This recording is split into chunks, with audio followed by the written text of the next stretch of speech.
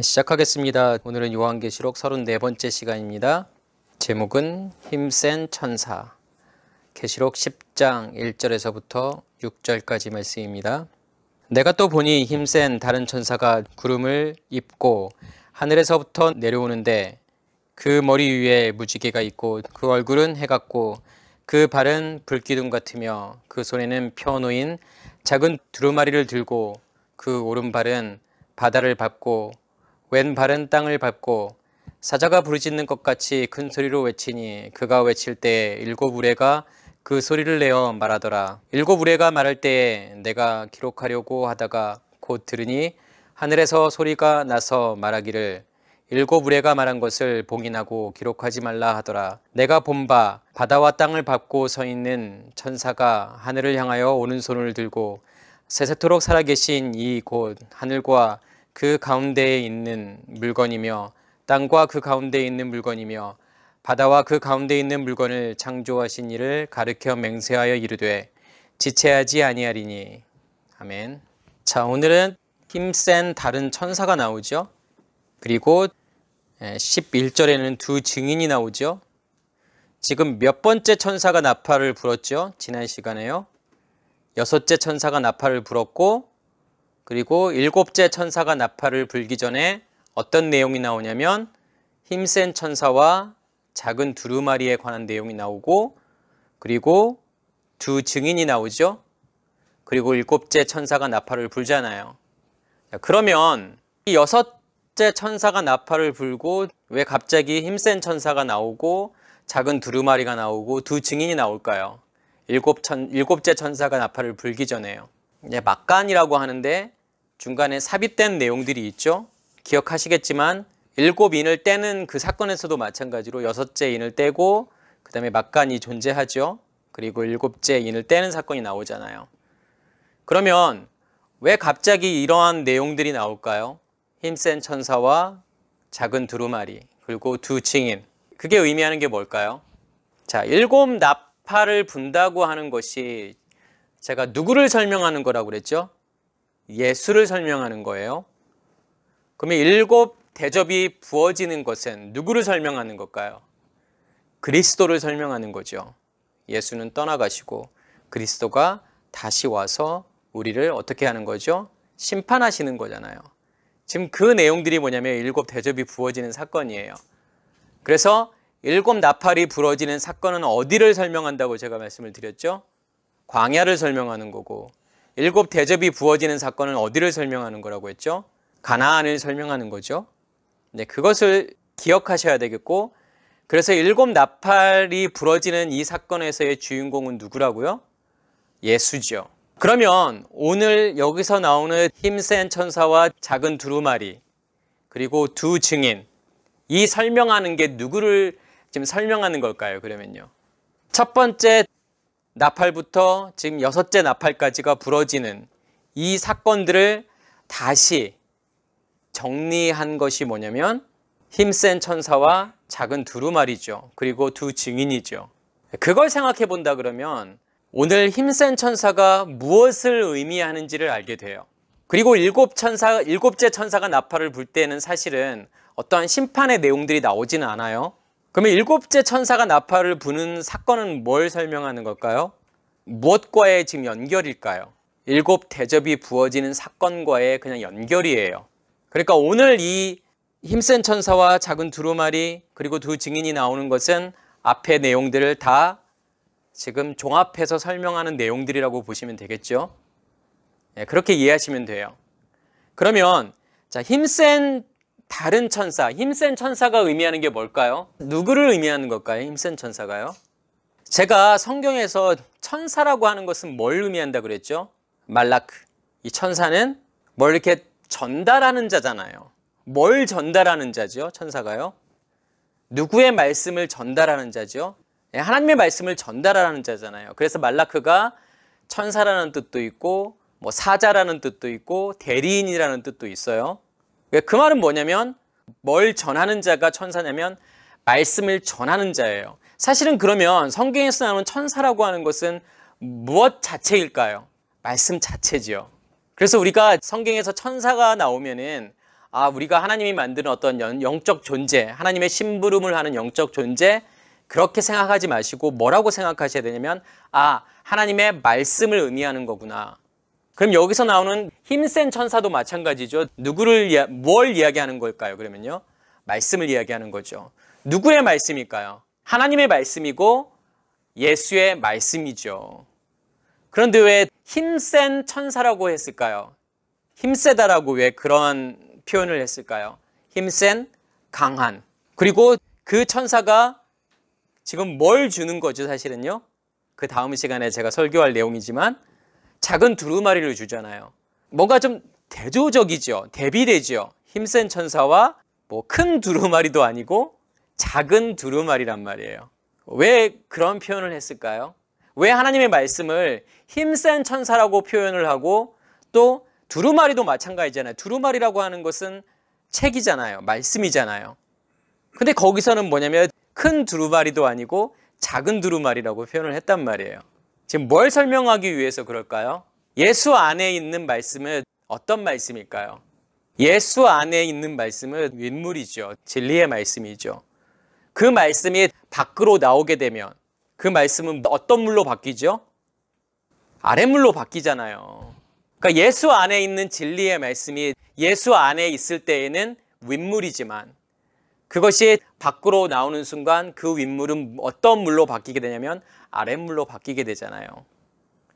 그래서 성경에서의 큰 자라고 하는 것은 어떤 자가 큰 자죠? 누구와 연결된 자가 큰 자예요? 그리스도와 연결이 되어서 그 말씀을, 그리스도로부터 나오는 그 말씀을 먹는 자, 그 말씀을 먹고 밖으로 드러내고 흘려보내는 자가 성경에서는 큰 자죠. 그럼 작은 자라고 하는 것은 뭘까요? 어떤 자가 작은 자일까요? 그 말씀을, 큰 자를 통해서 말씀을 듣는 자가 작은 자죠. 그렇기 때문에 같은 말씀이란 말이에요. 같은 하나님의 말씀이에요. 그렇지만 예수 안에 있는 말씀은 뭐냐면 강한 거예요. 큰 거예요. 윗물이에요. 그렇지만 그 말씀이 밖으로 드러나지게 되면 그 말씀은 아랫물로 바뀌는 거고 작은 물로 바뀌는 거란 말이에요. 작은 것으로 바뀌는 거예요. 그렇기 때문에 이 힘센 천사라고 하는 것은 누구를 이야기하는 거냐면 예수 안에 있는 말씀을 이야기하죠. 진리의 말씀을 이야기하는 거죠. 그래서 그 말씀이 밖으로 드러나지게 되면 그것을 무엇이라고 이야기하냐면 작은 두루마리라고 이야기를 하잖아요. 그러면 지금 힘센 천사가 어떠한 모습을 하고 있는지에 대한 묘사가 나오잖아요. 그러면 이러한 묘사들은 지금 뭘 설명하는 걸까요? 어떻게 예수 안에서 하나님의 말씀이 완성이 되어서, 다시 말해서 하나님의 언약이 완성이 되어서 그 언약이, 그 말씀은 언약이에요. 그렇기 때문에 그 말씀이 어떻게 밖으로 드러나져서 그 말씀이 어떻게 일하는지를 설명하는 거란 말이에요. 그게 지금 큰 천사에 대한, 힘센 천사에 대한 설명이에요. 그럼 어떻게 지금 설명하고 있죠? 힘센 천사를요? 그러니까 구름을 입었다라고 지금 표현을 하죠. 머리에는 뭐가 있죠? 무지개가 있죠. 얼굴은 해 같고 그 발은 불기둥 같고 그리고 손에는 뭐가 펴 있어요? 작은 두루마리를 들고 있고 오른발은 바다를 밟고 있고 왼발은 땅을 밟고 있고 그리고 사자같이 부르짖는 큰 소리를 내잖아요. 이게 지금 힘센 천사에 대한 묘사지요. 그러면 하나하나 이게 지금 무엇을 설명하는지를 제가 말씀을 드릴게요. 자, 구름을 입고 있다라고 하는 것은 무엇을 뜻하는 걸까요? 성경에서 제가 구름이라고 하는 것은 뭘 이야기하는 거죠? 구름이라고 하는 것은 수증기가 하늘에 떠 있는 게 구름이잖아요. 그러니까 수증기라고 하는 것은 뭐죠? 말씀이잖아요. 물이잖아요. 근데 물이라고 하는 것은 말씀이잖아요. 결국은 구름이라고 하는 것은 결국은 뭐라는 거죠? 말씀이잖아요. 그러니까 그리스도께서는 구름 타고 오신다라고 하는 게 뭘 뜻하는 거예요? 그러면 무엇과 함께 온다라는 거죠? 하나님의 진리의 말씀과 함께 온다라는 거잖아요. 그래서 성경에서 구름 하면 무엇을 생각하셔야 되냐면 말씀을 생각하셔야 되죠. 그러면 구름을 입었다라고 하는 것은 지금 무엇으로 입었다라는 거죠? 무엇으로 채워져 있다라는 거예요? 예, 우리 안에 말씀으로 채워져 있다라는 거잖아요. 그게 그리스도로 옷 입는 거하고 똑같은 거죠. 내가 그리스도로 옷 입었다라고 하는 것은 그리스도로부터 나오는 말씀이 내 안에 채워져 있다. 나를 덮고 있다. 그러면 내가 그리스도로 옷 입은 거잖아요. 그게요. 그러니까 구름을 입었다라고 하는 것도 똑같은 표현이에요. 내 안에 말씀이 있어. 예수 안에 말씀이 있어. 예수 안에 진리의 말씀이 존재한다라고 하는 것을 지금 구름을 입었다라고 표현하잖아요. 그래서 이 아난이라고 하는 구름은 어떤 뜻이 있냐면 덮다라는 뜻이 있어요. 그러면 구름을 입었다 그러면 덮고 있다라는 거잖아요. 말씀으로 덮고 있다. 그리고 머리에는 무지개가 있대요. 이 무지개가 의미하는 게 뭘까요? 성경에서 무지개라고 하는 것은 약속이잖아요. 언약이잖아요. 무지개가 어디 나오죠? 어떤 사건 후에 지금 무지개가 나오죠? 노아 홍수 후에 무지개가 나오잖아요. 이게 창세기 9장 말씀이에요. 창세기 9장 13절에 나오는 말씀이에요.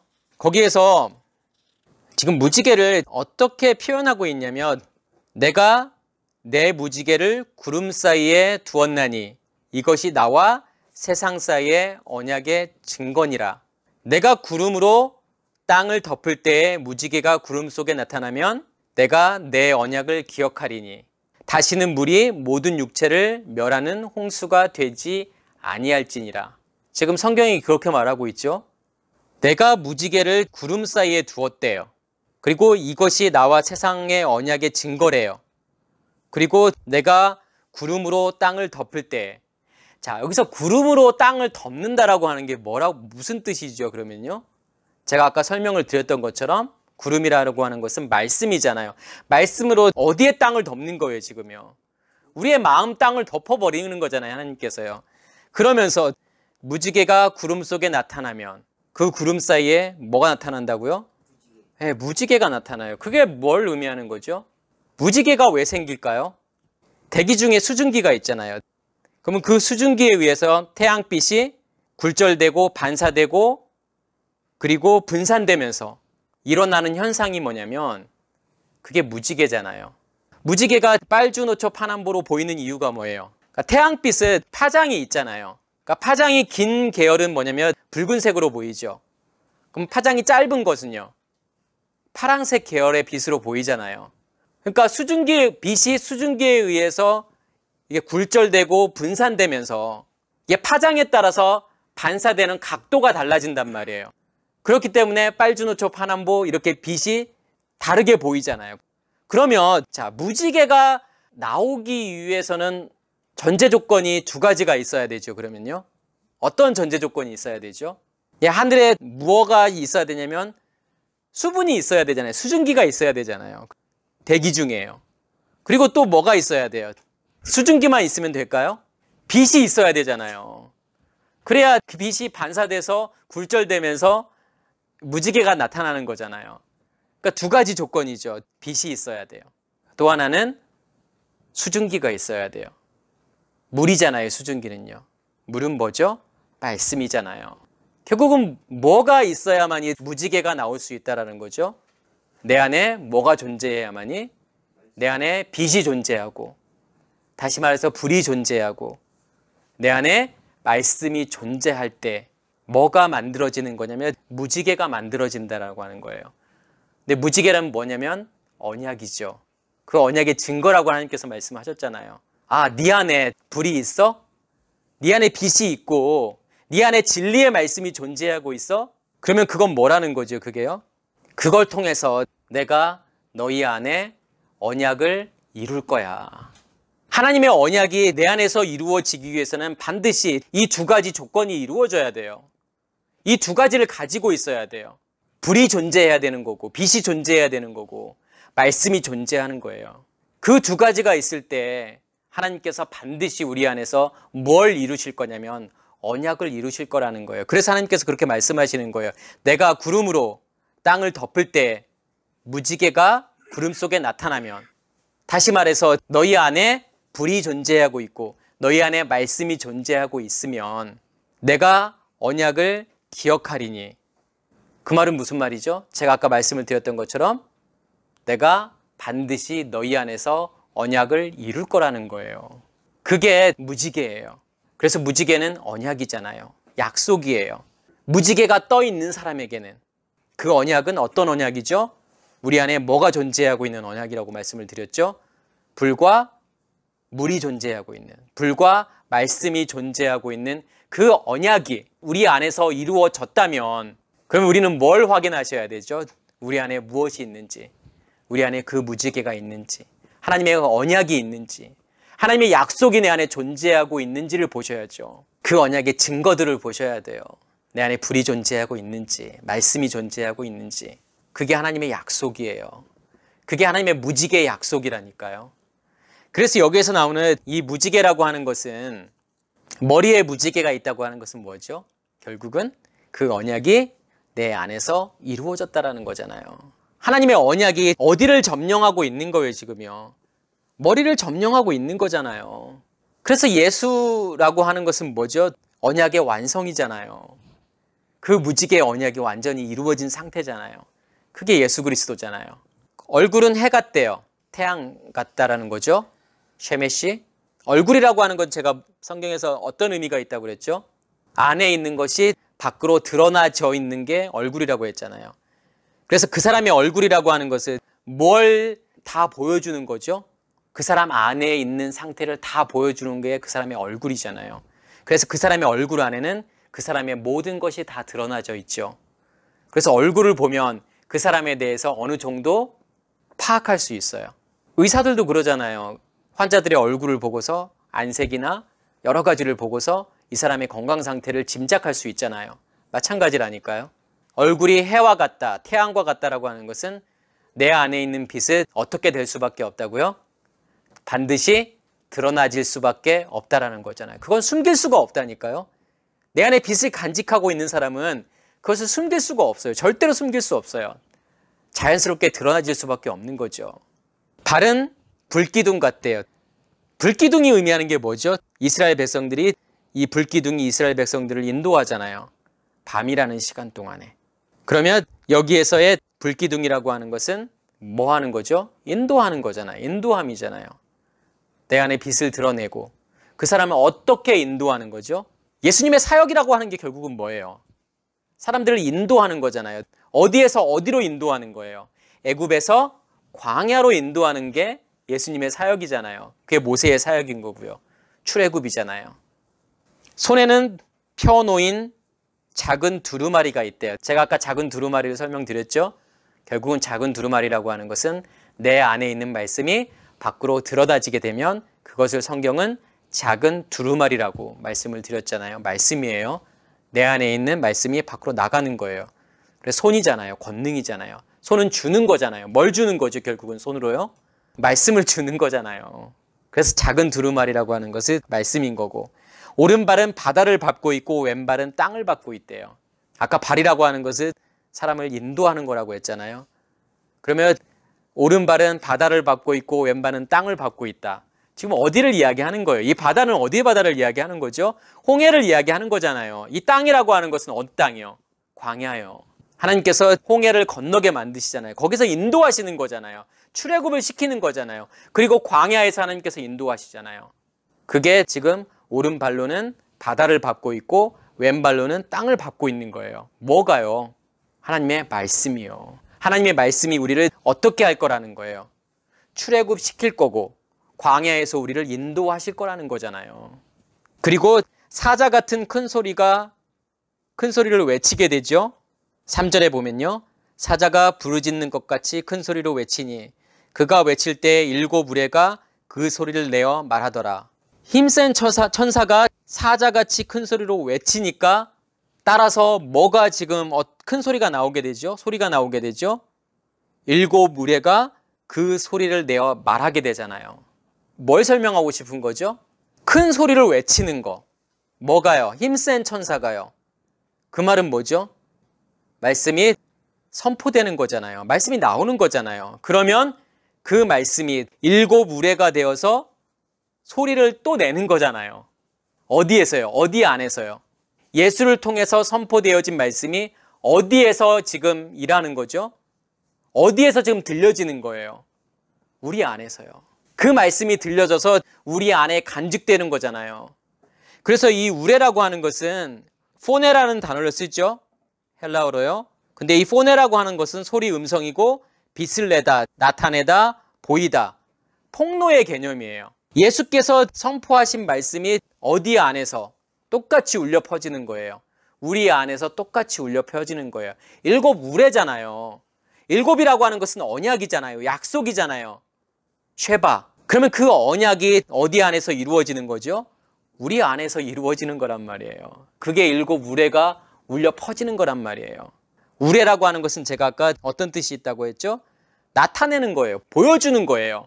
그 말씀이 실제로 내 안에서 나타내어지는 거고 내 안에서 이루어지는 거란 말이에요. 그게요.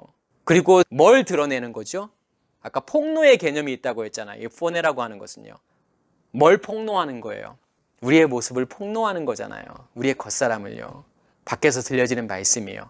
그러면서 우레가 말한 것을, 하늘에서 소리가 나서 말하기를 7 우레가 말한 것을 봉인하고 기록하지 말라. 7 우레가 말한 것을 지금 봉인하래요. 봉인하고 기록하지 말래요. 봉인하라고 하는 것은 무슨 뜻이죠? 닫아놓는 거잖아요. 잠궈놓는 거잖아요. 왜 그럴까요? 왜 봉인하고 기록하지 말라 그랬을까요? 이 말씀은요, 힘센 천사를 통해서 울려 퍼지는 이 말씀은요, 아무나 알아들을 수 있는 말씀이 아닌 거예요. 누구만이 알아들을 수 있을까요? 그것이 들려지는 사람만, 그것이 깨달아지는 사람만 알게 되죠. 들을 귀 있는 사람만이 그 말씀을 듣게 된다는 뜻이에요. 누구나 다 알아듣지 못한다는 거잖아요. 그래서 하나님의 말씀은 뭐라는 거죠? 하나님의 말씀은 비유잖아요. 예수님께서 비유로만 설명을 하잖아요. 왜요? 왜 비유로만 예수님께서 말씀하시죠? 알아들을 수 있는 사람만 알아들으라고요. 들려지는 사람만 들으라고요. 그래서 말씀을 전하게 되면 다 말씀을 깨닫고 이해할 것 같잖아요. 그리고 회개가 일어날 것 같잖아요. 그렇지 않다니까요. 준비된 사람만이 말씀을 듣게 되고 말씀을 깨닫게 돼요. 그리고 하나님 앞에 엎드리게 돼요. 5절에 보면 내가 본 바 바다와 땅을 밟고 서 있는 천사가 하늘을 향하여 오른손을 들고, 그리고 세세토록 살아계시니 곧 하늘과 그 가운데 있는 물건이며 땅과 그 가운데 있는 물건이며 바다와 그 가운데 있는 물건을 창조하신 이를 가리켜 맹세하여 이르되 지체하지 아니하리니. 여기서 지체하지 아니하리니라고 이렇게 지금 번역이 됐잖아요.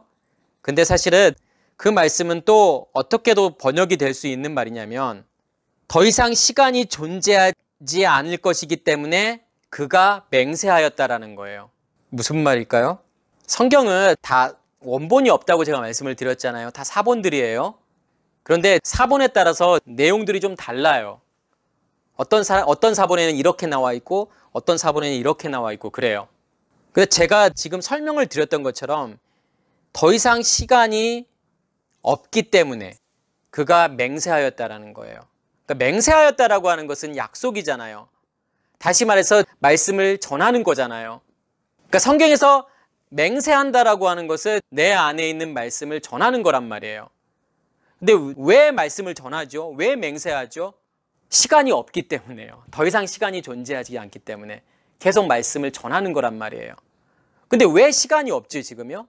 시간이 지금 정해져 있다라는 거잖아요. 시간이 정해져 있다라고 하는 게 어떤 의미가 있죠? 예수는 어떻게 해야 하는 거예요? 어떻게 해야 되죠? 때가 되면요? 예수는 떠나가야 되잖아요. 모세는요? 모세도 떠나가야 되죠. 예수가 떠나가야만이 누가 오게 돼요? 그리스도가 오게 되잖아요. 예수가 떠나가야만이 그리스도가 오는 거고, 모세가 떠나가야만이 여호수아가 오는 거잖아요. 요단을 건너서요. 그걸 이해하셔야 돼요. 성경은 그것을 무엇이라고 이야기하냐면 금식이라고 이야기를 하잖아요. 금식이라고 하는 것은 어떤 뜻이 있다고 그랬죠? 밖에서 들려지는 말씀이 그치는 거잖아요. 만나가 그치는 거란 말이에요. 왜 만나가 그치게 되죠? 양식이 어디에 존재하고 있기 때문에, 우리 안에 존재하고 있기 때문에 만나가 그치게 되잖아요. 예수를 떠나보낸다라고 하는 것은 말씀이 어디 안에 존재하고 있는 거예요. 예수가 있다라고 하는 것은 말씀이 밖에 존재하고 있는 거잖아요. 그 예수가 떠난다라고 하는 것은 뭐가 내 안에 있기 때문에? 말씀이 내 안에 있기 때문에. 그렇게 내 안에 양식이 준비되어질 때까지 우리는 무엇을 먹어야 되죠? 밖에서 양식을 먹어야 되잖아요. 만나를 먹어야 되잖아요. 예수의 말씀을 들어야 되잖아요. 그러면 그때까지, 어떨 때까지? 예수가 떠나갈 때까지, 모세가 갈 때까지 만나를 먹어야 되고 밖에서 말씀을 들어야 되잖아요. 그렇기 때문에 계속 맹세할 수밖에 없다라는 거예요. 힘센 천사가 말씀을 계속 전할 수밖에 없다라는 거죠. 왜냐하면 시간이 정해져 있기 때문에요. 광야의 시간이라고 하는 것은 정해져 있는 시간이란 말이에요. 계속 광야에 머무르면 안 돼요. 광야에 머무를 수가 없어요. 왜요? 어떤 사람에게는요. 내 안에 양식이 존재하고 있는 사람에게는요. 반드시 거기를 떠나야 돼요. 반드시 예수를 떠나보내야 된다니까요. 그래야만이 누가 그리스도가 나의 왕이 되는 거예요. 나의 머리가 되는 거예요. 나의 진짜 남편이 되는 거죠.